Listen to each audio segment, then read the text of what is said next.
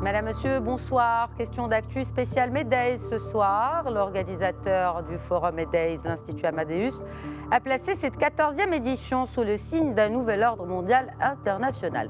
Quid du positionnement des pays africains dans cette transformation de la géopolitique mondiale? Comment envisager le continent africain unifié face à un multilatéralisme mouvant alors que l'intégration régionale reste le talon d'Achille de ce continent? Un pays seul ne peut juguler ni l'urgence climato-hydrique, ni l'insécurité alimentaire, ni les menaces terroristes. Et dans un contexte de crise transfrontalière, eh bien le Maroc fait preuve d'agilité. La clé, des relations bilatérales et multilatérales ancrées dans une diplomatie stratège et portées par des opportunités économiques. Comment et pourquoi ce modèle a démontré autant d'efficacité? Réponse dans cette émission en compagnie de mes invités. Avant de les présenter, je rappellerai que précisément la nouveauté de cette 14e édition du Forum Medays, ce sont les Medays Investment Summit, ou c'est l'Investment Summit des Medays qui a pour objectif d'orienter ces échanges vers des recommandations qui soient réalistes et opérationnelles pour sortir avec des mesures concrètes afin de favoriser la mise en place de partenariats publics-privés dans différents secteurs, pour ne citer que l'énergie, les finances ou encore l'industrie. Et pour cause. Bien que les spécificités de l'Afrique du Nord soient différentes de celles de l'Est, que les pays insulaires gèrent des urgences qui leur sont propres, que les pays ouest-africains n'ont pas le même background historique que ceux du sud du continent, et au-delà des idéologies héritées, eh bien les enjeux restent communs. Assurer une sécurité énergétique, hydrique et alimentaire, et garantir une vie digne pour les populations africaines. Bienvenue dans Question d'actu et bienvenue à mes invités distingués ce soir. Je commencerai par présenter Luis Felipe Tavares. Bonsoir. Bonsoir. Je rappelle que vous êtes ancien ministre des Affaires étrangères, des communautés et de la défense du Cap-Vert. Bienvenue à vous sur ce plateau. Merci beaucoup. J'ai également le plaisir d'accueillir, enfin en présentiel, Emmanuel Dupuy, président de l'Institut Prospective et Sécurité en Europe. Bonsoir Emmanuel Dupuy. Bonsoir, c'est un vrai plaisir, un privilège d'être ici. Largement partagé. Et puis un plaisir renouvelé, cela fait quelque temps qu'il n'a pas été sur ce plateau. Moubarak Lo, bonsoir mon frère. Bonsoir. Comment ça va? Ça va. Comment va le Sénégal? Le Sénégal va bien. Alhamdoulilah. Je rappelle que vous êtes directeur général du bureau de prospective économique du Sénégal. Bienvenue. Merci beaucoup et bonsoir aux auditeurs et téléspectateurs. Alors, vous, bien sûr, parce que nous sommes également diffusés sur la radio Médien que vous suivez depuis le Sénégal, certainement. C'est vrai. Alors, commençons, messieurs, par l'actualité. Emmanuel Dupuy, il y a bien sûr l'actualité sur notre continent et ça concerne notre région nord-africaine. Il s'agit du sommet de la Ligue arabe, 31e édition, et avec cette déclaration, à l'issue de ce sommet, déclaration d'Alger, qui appelle à consolider l'action arabe commune en vue de préserver la sécurité nationale des États arabes dans son acceptation globale et dans toutes ses dimensions politiques, économiques, alimentaires, énergétiques, hydriques et environnementales, et j'en passe. De manière à préserver l'unité des États membres, leur intégrité territoriale et leur souveraineté sur les ressources naturelles. C'est aussi valable pour l'Afrique, j'ai envie de dire.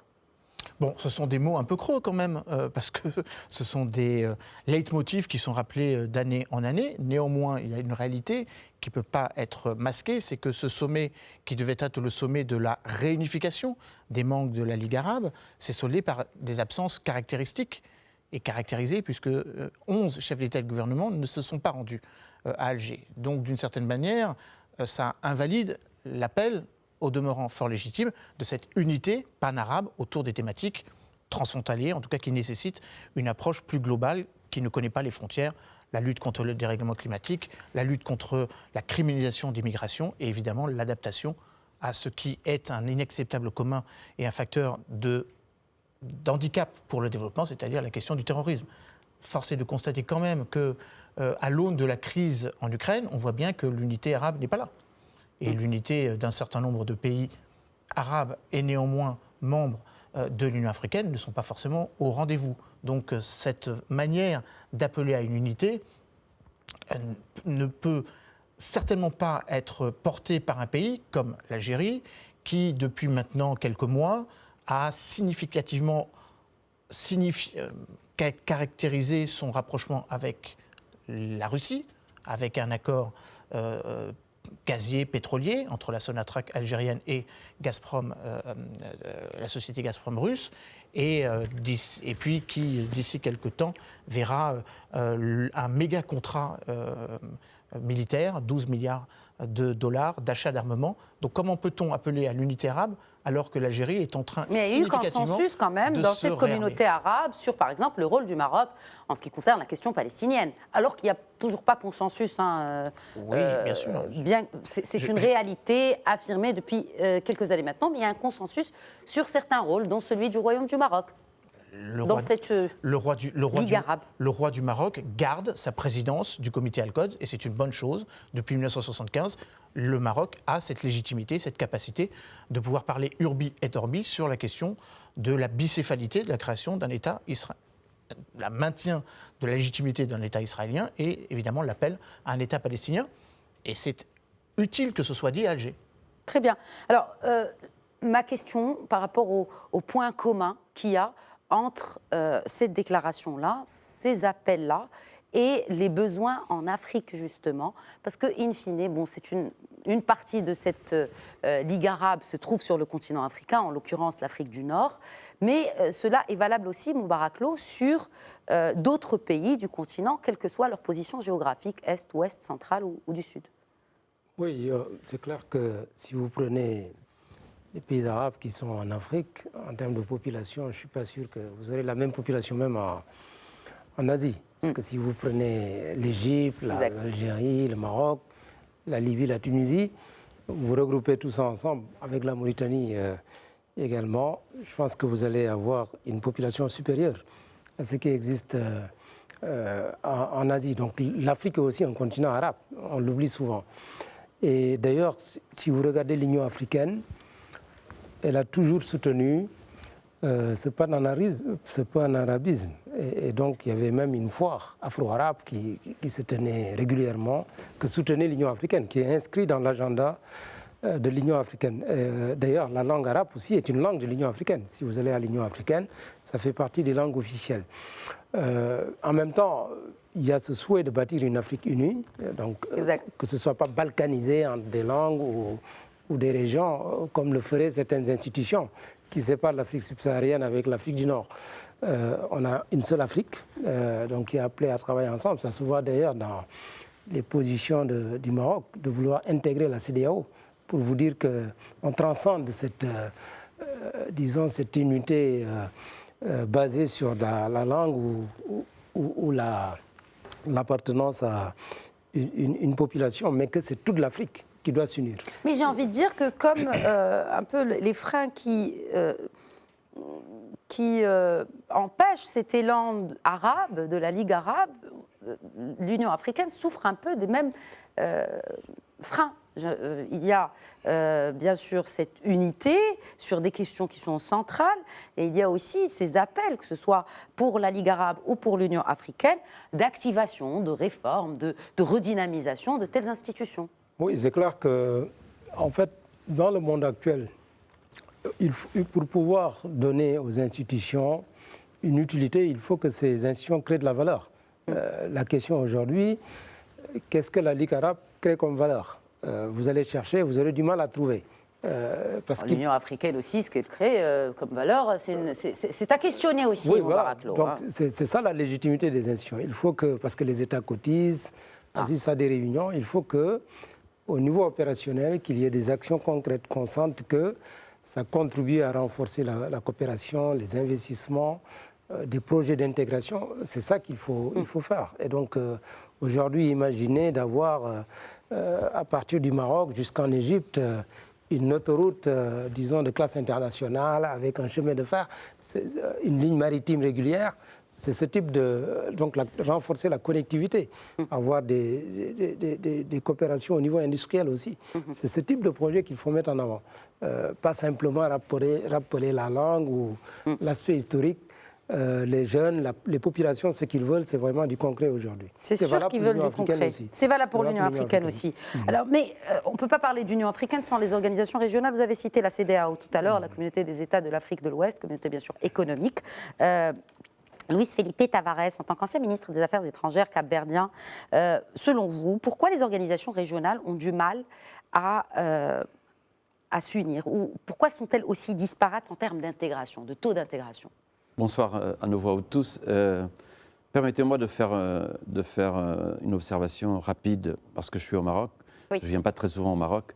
Je voudrais dire à propos de la politique étrangère du Maroc que Sa Majesté le roi Mohamed VI, que Dieu l'assiste, fait un travail remarquable. La diplomatie marocaine est active sur tous les fronts, y compris dans le continent africain. Et Sa Majesté fait un travail depuis... il y a une date symbole 2014, la réunion d'Abidjan. Il a tenu des propos très forts sur le développement de l'Afrique, sur les questions politiques, sécuritaires. Et je crois que, et je vous le dis avec beaucoup d'honnêteté et de responsabilité, Sa Majesté est un homme dont j'apprécie la droiture et la volonté de changer le Maroc et le continent africain. Pour répondre directement à votre question, vous savez, ces institutions-là, la CEDEAO et d'autres, nous en avons 8 sur le continent africain. La difficulté majeure, à mon avis, c'est une question de leadership politique, d'abord, et deuxièmement, de volonté politique de l'ensemble. On ne peut pas avancer en matière de développement, d'unité, si on ne règle pas des problèmes politiques. Le problème en Afrique, à mon avis, c'est un problème avant tout politique. Il n'y a pas de volonté politique pour régler les problèmes de développement d'abord, et socio-économiques, etc. Vous savez, on est confronté à des problèmes vraiment compliqués, à la fois compliqués et simples.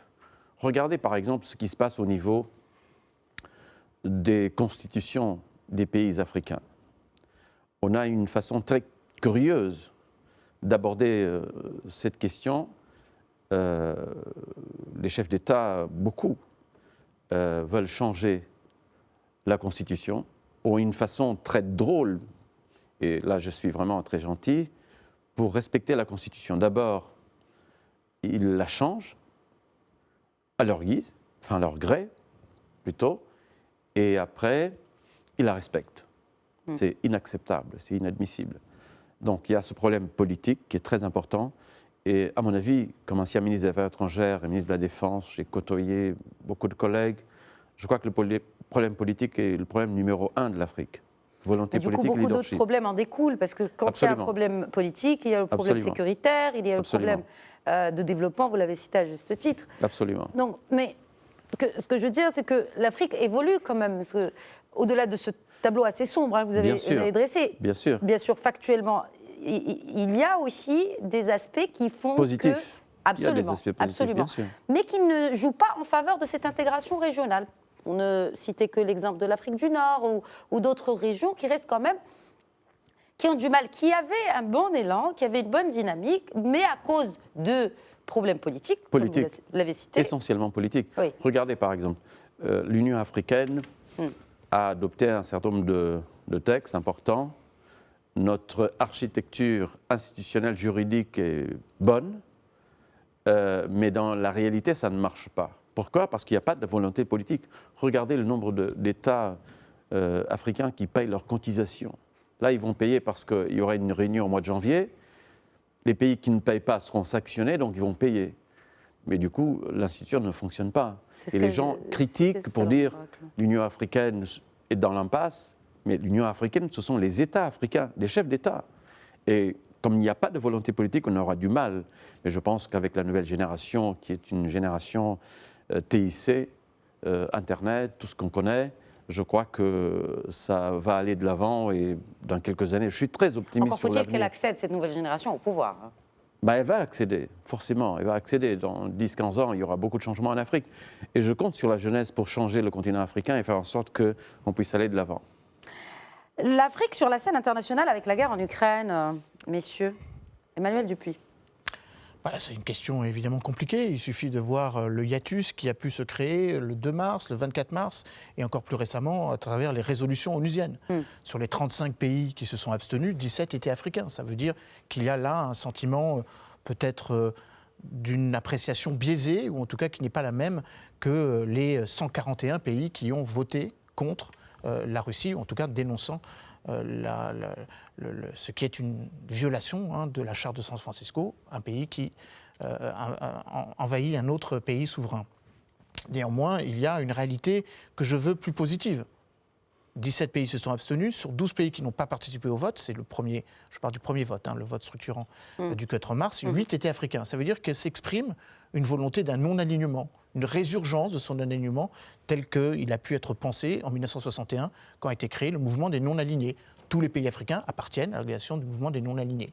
Donc peut-être que est-ce là une opportunité de s'exprimer en disant que le continent africain est sans doute celui qui a le plus à perdre.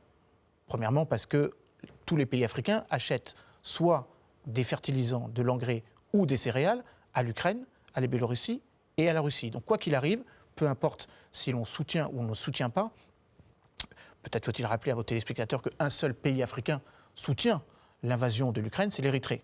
En tout cas, c'est comme ça qu'il a voté 2 fois pour soutenir la position russe. Donc, effectivement, il y a un impact. Il y a un impact sur les populations. Antonio Guterres a parlé d'une tornade de famine qui va s'abattre sur le continent africain. Est-ce que les choses ont changé depuis depuis que le président russe a reçu son homologue sénégalais, mais en tant qu'avec sa casquette de président de l'Union africaine? Est-ce que les choses ont changé depuis? Alors, depuis cette rencontre du 6 juin dernier à Sochi, Macky Sall, représentant de l'Union africaine, ou le président de Guinée-Bissau, Umaru Sissoco Embalo, qui a été reçu et par le président Zelensky et par le président Vladimir Poutine en tant que président de la communauté économique des États de l'Afrique de l'Ouest, bien évidemment, tout le monde a intérêt à ce que l'accord sur le céréal du 22 juillet se produise et soit réalisé. Force est de constater, on l'a constaté malheureusement il y a quelques jours, qu'il a été suspendu.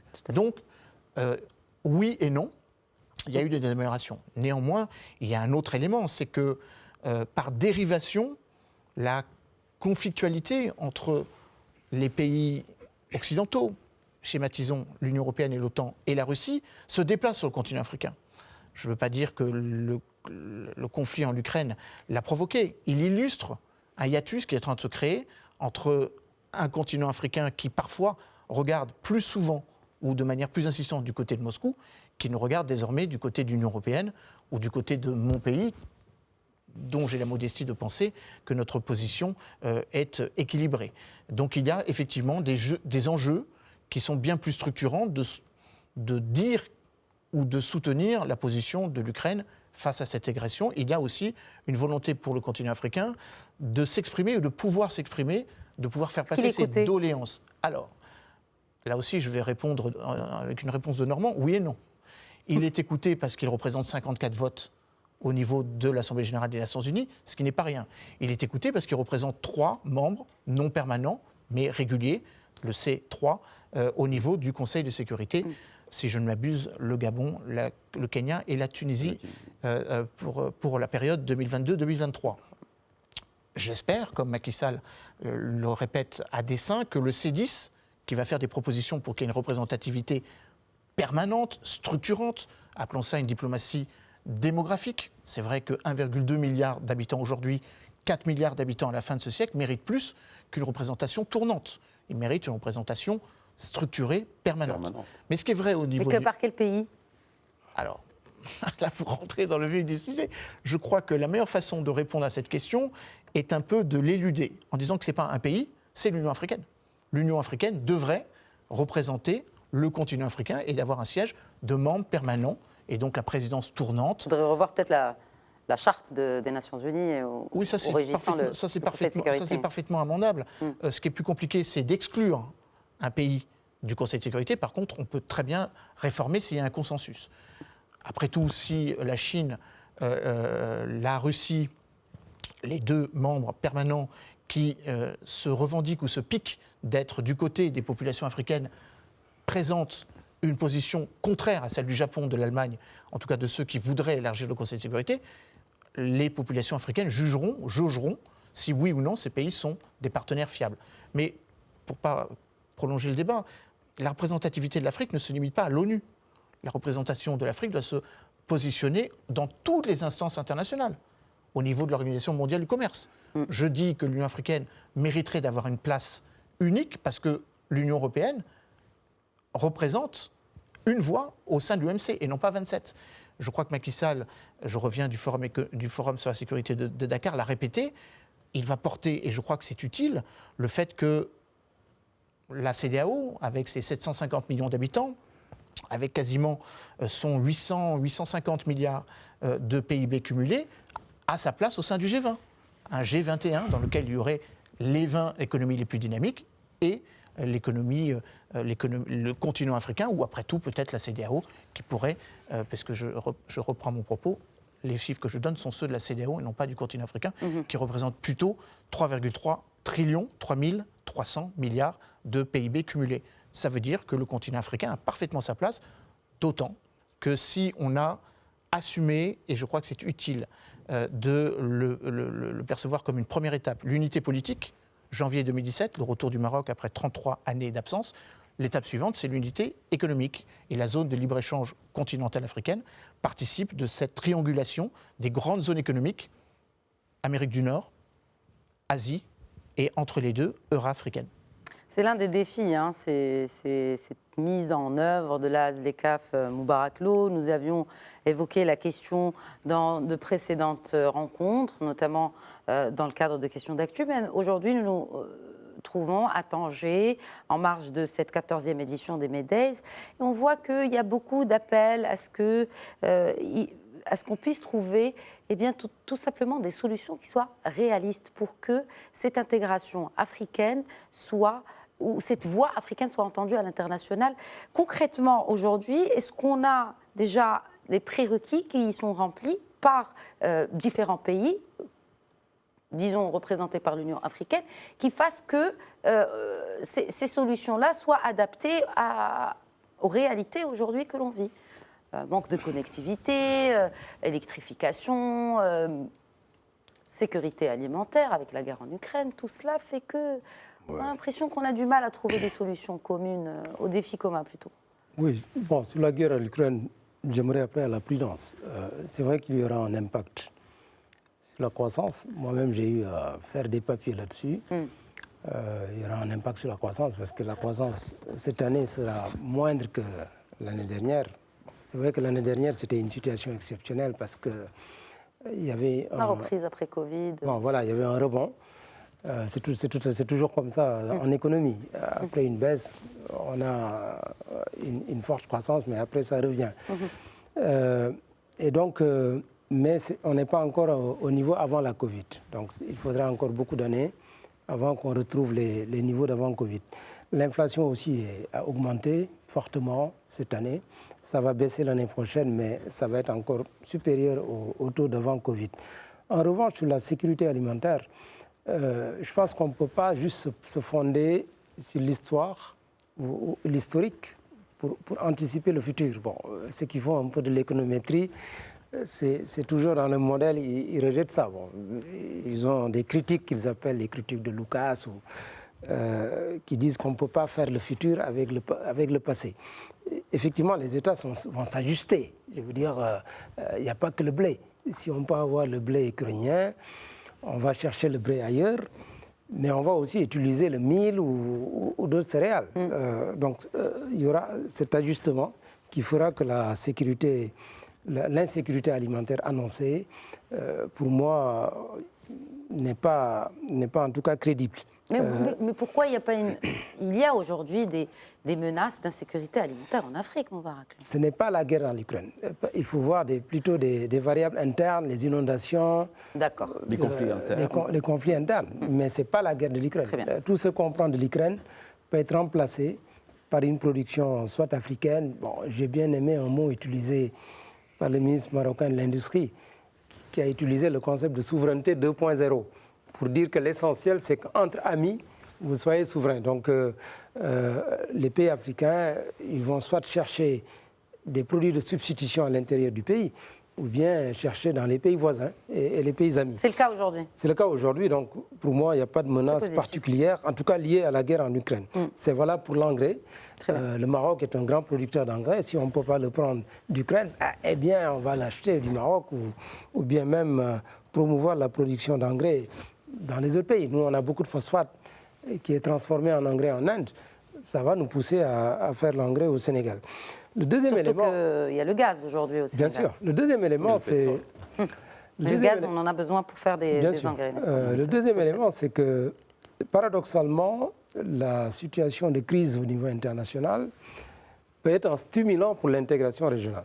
Parce qu'aujourd'hui, Concrètement, comment je vais Parce vous que expliquer. je vous entends, franchement, c'est bien positif et très optimiste, et je suis très curieuse d'entendre votre point de vue. C'est une question de leadership politique et d'ambition, comme disait mon ami Excellence Tavares tout à l'heure.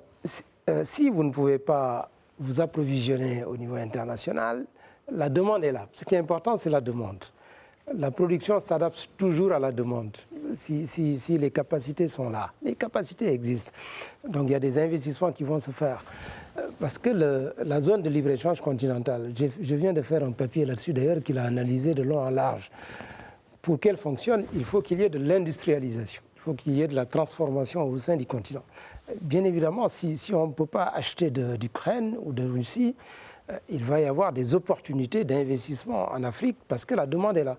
Et donc, on va pouvoir satisfaire la demande. Donc, ça va augmenter le commerce intra-africain, ça va augmenter l'industrialisation en Afrique. C'est pourquoi je dis qu'un défi peut être une opportunité aussi pour accélérer l'intégration et la production en Afrique. C'est des opportunités qui n'ont pas déjà été saisies par d'autres pays, notamment la Chine, ne serait-ce que pour, sur le volet agricole, vous savez, industriel. Bon, l'intérêt de la... Il y a des calculs qui ont été faits.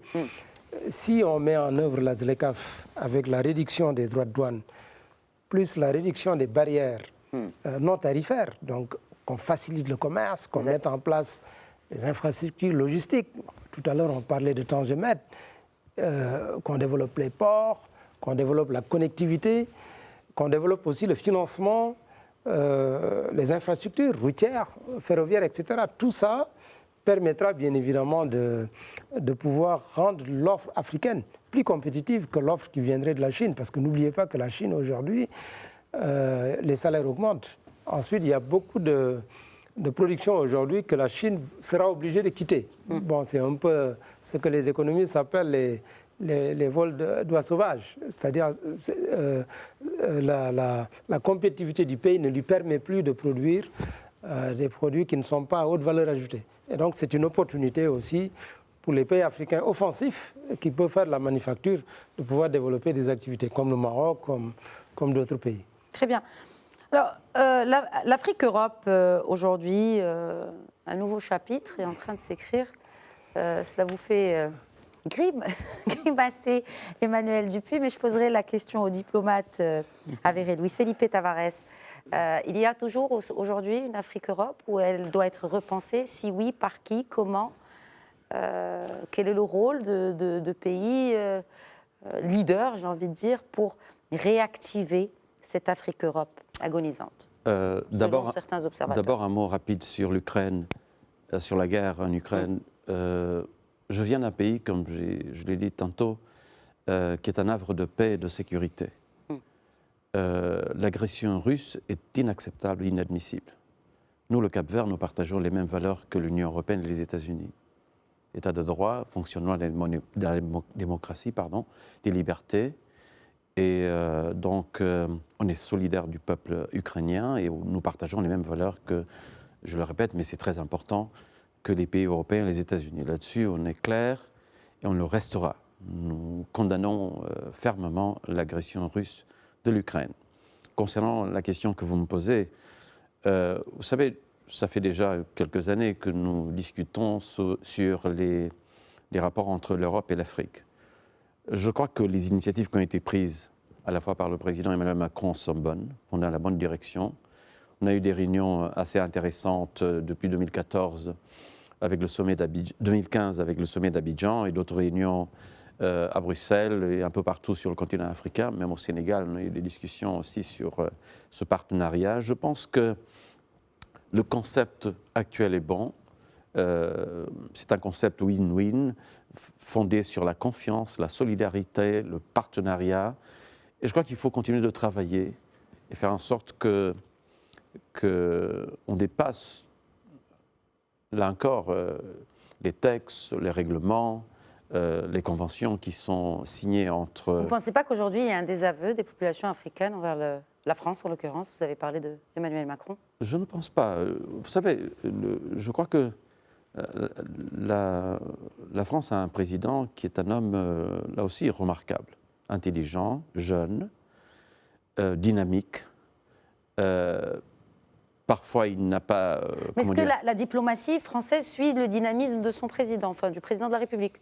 Je pense personnellement que la diplomatie française a toujours été cohérente, très cohérente, malgré les critiques qu'on peut faire, ici et là, mais je pense que d'une manière générale, moi qui a travaillé très, très souvent avec des diplomates français et européens aussi, je pense qu'elle a été très cohérente depuis des années.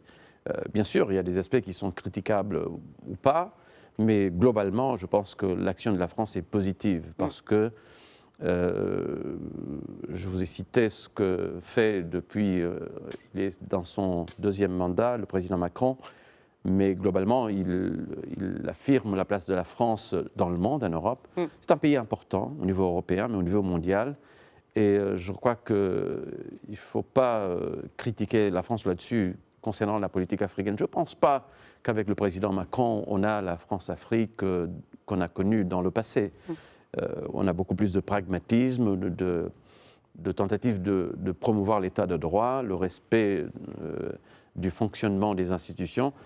Je pense que c'est un faux problème. Enfin, ce n'est pas vraiment ce qui m'inquiète aujourd'hui. Ce qui m'inquiète aujourd'hui le plus, c'est l'unité africaine. Donc le fait qu'on doit se donner... on doit travailler ensemble, nous, pays africains, pour l'unité de notre continent. Il faut mobiliser la jeunesse pour cette unité, améliorer la gouvernance. J'insiste beaucoup sur la gouvernance parce que c'est un vrai problème pour notre continent. Faire en sorte qu'il y ait plus de volonté politique. Vous parlez tout à l'heure d'une autoroute qui va du Maroc jusqu'en Égypte.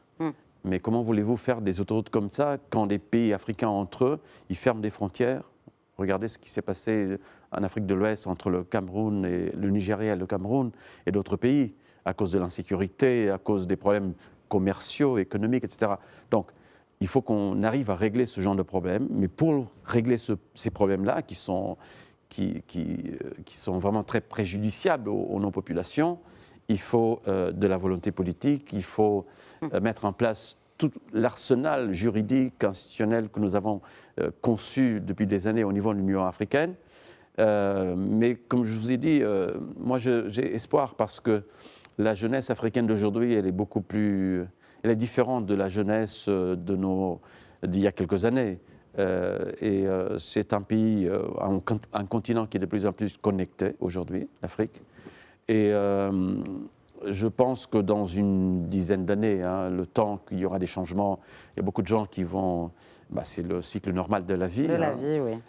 Disparaître, malheureusement, parce que nous tous, on est voués un jour à disparaître.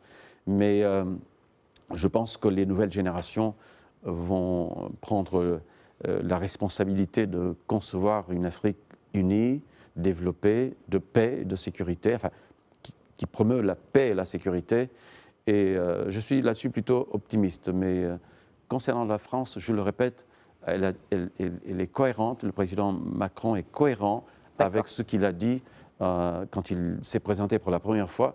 Et maintenant, avec sa réélection, je crois qu'il continue dans le droit chemin. Manuel Dupuy, président de l'Institut Prospective et Sécurité en Europe, justement sur cette question de cette Afrique-Europe. Et cette diplomatie française, pourquoi vous pensez qu'il y a certaines réticences de cette diplomatie française à suivre et à emboîter le pas à d'autres diplomaties, à d'autres pays européens, notamment sur la question du Sahara, sur ces pays européens, voisins et même partenaires historiques, frères de la France, l'Allemagne, pour ne citer que ce pays-là. pourquoi la diplomatie française reste quand même frileuse pour ne pas soutenir la proposition marocaine sur le Sahara. Alors, un peu d'histoire quand même. En 2007, en avril 2007, au moment où le plan d'autonomie était proposé, la France a été le premier pays à le reconnaître. Tout à fait. Bien avant beaucoup de ces partenaires que vous évoquiez. L'Allemagne en tête. C'est un point très important. Que l'Allemagne et que l'Espagne reconnaissent la légitimité d'inscrire la question du Sahara dans le projet d'autonomie proposé par le Maroc, la France ne peut que s'en satisfaire. L'Espagne n'a pas fait plus. Alors, elle l'a fait dans un contexte très particulier, où elle est sortie de sa neutralité eu égard à son caractère très impliqué depuis 1976, quand ce territoire a été rendu au Maroc, que le Maroc a légitimement revendiqué sa souveraineté. Maintenant, la question que vous posez est une question que l'on peut mettre dans une autre configuration. Si vous le souhaitez. Non, mais juste pour compléter votre propos, Allez-y. pour l'étayer. La position française n'est que la position défendue à travers toutes les résolutions, et notamment la dernière, la 2654, la précédente, la 2602, la 2548. On pourrait comme ça aller d'année en année dans la logique du mandat de la MINURSO. Pas plus, pas moins. Le droit international, je crois que vous l'avez rappelé, la France est au moins cohérente de ce point de vue-là. Nous sommes une nation normative, nous sommes une puissance qui reconnaît la légitimité de la charte de San Francisco, dans lequel il est précisé, article 1, alinéa 2, que le droit des peuples à disposer d'eux-mêmes peut, et je crois que c'est là où la position française est inattaquable, reconnaître l'autonomie comme le droit des peuples à reconnaître ou à disposer d'eux-mêmes. Donc la position française n'a pas changé, n'a pas bougé. Maintenant que... C'est ça le truc, en fait, qu'elle n'a pas bougé, elle n'a pas évolué non plus. Hein. Oui, elle n'a pas bougé. C'est-à-dire, oui, l'évolution peut être négative ou c'est le statu quo qui peut poser problème. C'est un peu cette position qui n'est pas claire. Non, elle est très claire. La position française est très claire. Elle est, si vous voulez... Au sein du Conseil de sécurité. Statifiée au sein du Conseil de sécurité. Voilà, ainsi. Mais je pense que, encore une fois, pour compléter votre propos, il serait peut-être plus utile de mettre la pression sur les autres membres du Conseil de sécurité qui, eux, ont une position d'attentisme. Depuis 1966, le Sahara fait partie des zones à décoloniser ou des régions à décoloniser. C'est la position russe. Peut-être faudrait-il mettre la pression sur ces pays, comme la Russie ou la Chine. La Chine est intéressante. La Chine, cette fois-ci, le 27 octobre, n'a pas mis son veto, ne s'est pas abstenue, elle a voté la résolution. Ça veut dire que l'évolution n'est pas seulement en direction de la France. Oui, mais la Chine n'est pas le partenaire historique numéro 1 du Maroc, Emmanuel Le partenaire Dupuy. historique du Maroc depuis 2017, c'est l'Espagne. Oui. Donc l'enjeu, ce serait plutôt de mettre la pression commerciale. sur Madrid. Oui, enfin, voilà, précisons. 3 milliards d'euros quand même de différentiel entre la France et l'Espagne. Je parlais vraiment de manière globale. Mais bon, mais on joue le sur diable se cache dans les détails. Je vois là où vous voulez m'amener. Oui, donc, non, pas du tout, pas du tout. Non, mais pour répondre de manière plus précise et de manière plus tout à fait honnête, je l'ai été jusqu'à présent, mais je pousse mon raisonnement jusqu'au bout. La France, comme d'autres pays sur le continent européen, n'ont pas forcément une symbiose diplomatique évidente, tout comme il existe sur le continent africain des pays qui ont des trajectoires diplomatiques singulières. Donc on ne peut pas parler d'Eurafrique si l'un et l'autre ne sont pas unifiés, dans le sens où, si l'unité européenne n'est pas pleine et entière, comment peut-on parler d'une unité transcontinentale à partir du moment où ce hiatus, ou ce différentiel, ce gap, était aussi existant sur le continent africain? La dislocation du moteur franco-allemand rend caduque l'idée d'un partenariat euro-africain. Et je m'en désole.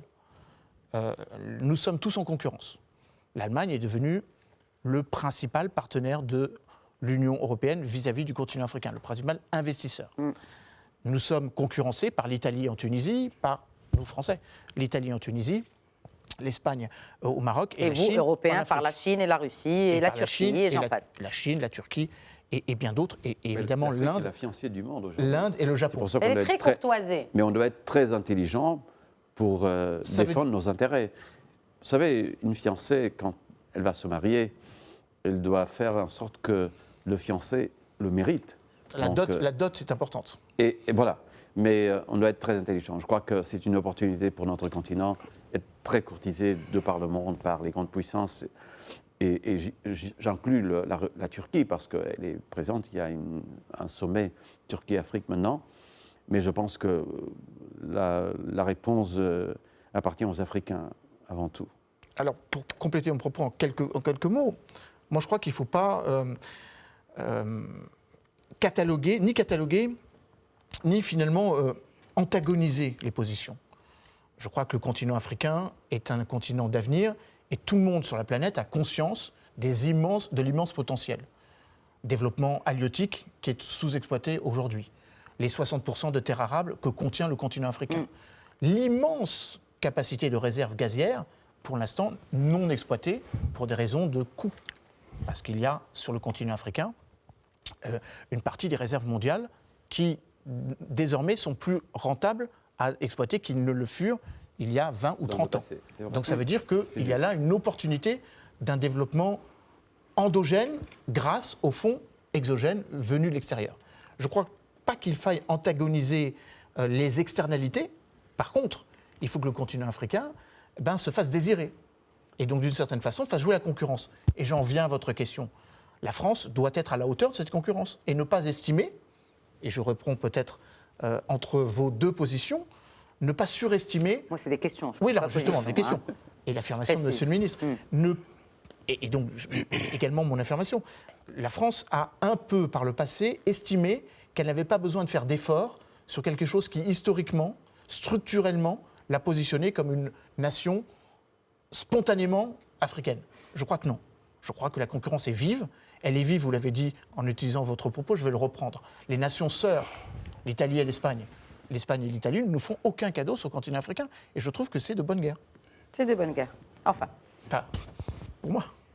Moubarak Lo, un dernier mot. J'ai vu que vous preniez des notes, donc je ne vais pas vous poser de questions. Peut-être que vous voulez rebondir sur ce qui a été évoqué par Emmanuel Dupuy ou son Excellence M. Tavares. Oui, d'abord sur la CEDEAO. Tout à l'heure, vous avez parlé de 750 millions. La CEDEAO, c'est plutôt vers 350 à 400 millions. 400 millions. Aujourd'hui, je parlais à la fin du siècle.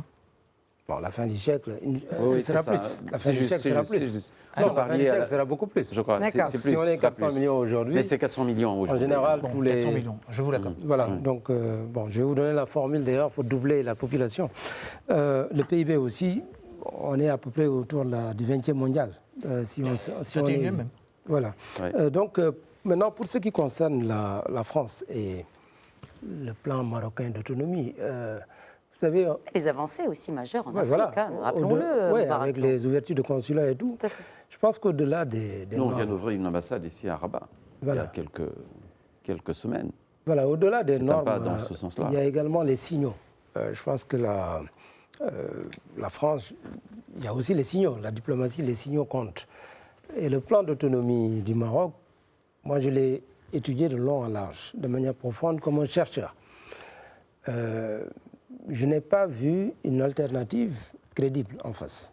Parce que si vous avez un plan qui non seulement maintient la souveraineté du Maroc sur le Sahara, mais qui permet l'autonomie. Parce que dans une négociation, on dit qu'une négociation satisfaisante, c'est une négociation où tout le monde gagne. Donc une partie ne doit pas gagner par rapport à l'autre partie. Donc ici, c'est une négociation gagnant-gagnant. Les peuples sahraouis auront l'autonomie, vont s'autodéterminer, comme vous l'avez rappelé tout à l'heure, dans les principes des Nations Unies, avec l'autodétermination peut s'exprimer par l'autonomie. Et donc c'est très cohérent avec cela. Deuxièmement, vous allez avoir un chef de gouvernement. Dans quel pays africain vous avez une région qui a un chef de gouvernement, avec un parlement régional, avec un tribunal supérieur, avec des ressources financières, la possibilité de faire de la fiscalité. Avec des instances démocratiques. Avec aussi des instances démocratiques, avec beaucoup d'investissements qui améliorent la qualité de vie. Moi, la question que je pose toujours, c'est que veut le peuple? Si vous avez la paix, la sécurité, le développement économique, le développement social, l'expression culturelle libre, qu'est-ce qu'on veut de plus? Est-ce que vous voulez une alternative où vous allez avoir un État fantoche avec beaucoup de fragilité? Aujourd'hui, le Sahel est suffisamment troublé pour qu'en Afrique de l'Ouest, du Nord, qu'on ajoute encore dans la confusion.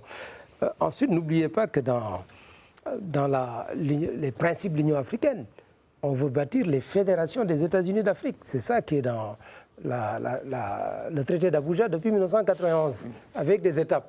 On a défini 6 étapes. Avec les communautés économiques régionales. Oui. On ne va pas retourner en arrière en fragmentant les États. Parce qu'aujourd'hui, vous oubliez la Prade de Pont-Nord, tous les pays vont avoir des revendications, etc. Donc allons de l'avant. Je pense que c'est un plan qui mérite d'être soutenu. Et d'ailleurs, les autres pays africains devraient s'inspirer de ce plan, parce que tous les pays où vous avez un peu ces particularismes à l'intérieur du pays, je pense que c'est un plan qui peut faire tache d'huile. Donc ça, c'est extrêmement important. Deuxièmement, l'Afrique a besoin vraiment d'aller unie, de taire tous les conflits, d'amener la paix et d'accélérer son développement. Aujourd'hui, je pense que l'Algérie devrait répondre à la main tendue par le Maroc. C'est deux pays frères qui ont tout à partager depuis l'histoire. Et donc de se parler sans la présence de personne. Donc État et État, et de mettre tout sur la table et de voir comment régler ce conflit autour du plan d'autonomie proposé par le Maroc, qui me paraît le seul plan possible pour sortir de l'impasse. Merci. Dernier mot, Luis-Felipe Tavares. Je rebondis sur ce qu'a dit mon ami Lo. Notre pays, mais moi personnellement, je pense que ce plan présenté par le Maroc est l'unique solution. Et je le dis avec beaucoup de responsabilité. Je crois que la politique de la main tendue du Maroc vis-à-vis de ses voisins est claire. La diplomatie marocaine respecte les autres États, essaye de promouvoir le développement, y compris au Sahara. Regardez les investissements qui ont été accomplis depuis 10 ans déjà. Et je me réjouis que mon pays vient d'ouvrir une ambassade à Rabat. Et on va travailler et faire en sorte que on est un petit pays modeste, mais je vous dis, je le répète parce que c'est très important, un havre de paix, de sécurité, où les élections ne sont pas contestées, on ne change pas de nos constitutions, on a des alternances politiques. Aujourd'hui, vous avez un président de la République qui est issu de l'opposition et un gouvernement complètement d'une couleur différente, donc qui a été réélu en 2021. Mais je pense qu'on doit, comme petit pays, mais un pays responsable, aider le Maroc, travailler avec le Maroc et faire en sorte que la communauté internationale, surtout le Conseil de sécurité, prenne ses responsabilités et fasse en sorte que dans très peu de temps, on aura une autonomie largement consensuelle pour les uns et pour les autres. En tout cas, on est là pour soutenir cette position marocaine qui nous paraît la plus juste. Très bien. Merci beaucoup, Luis-Felipe Tavares. Je rappelle que vous êtes ancien ministre des Affaires étrangères, des communautés, de la défense de la République du Cap-Vert. Merci d'avoir répondu à nos questions. Merci, Moubarak Lo, directeur général du Bureau de prospective économique du Sénégal. Merci d'avoir encore une fois participé au débat. Merci beaucoup. Très enrichissant, comme d'habitude. Merci. Et mes remerciements vont bien naturellement aussi à Emmanuel Dupuis, président de l'Institut Prospective et Sécurité en Europe. Merci. À vous. Bonsoir. Merci à vous pour votre fidélité à Questions d'actu qui aujourd'hui nous avons consacré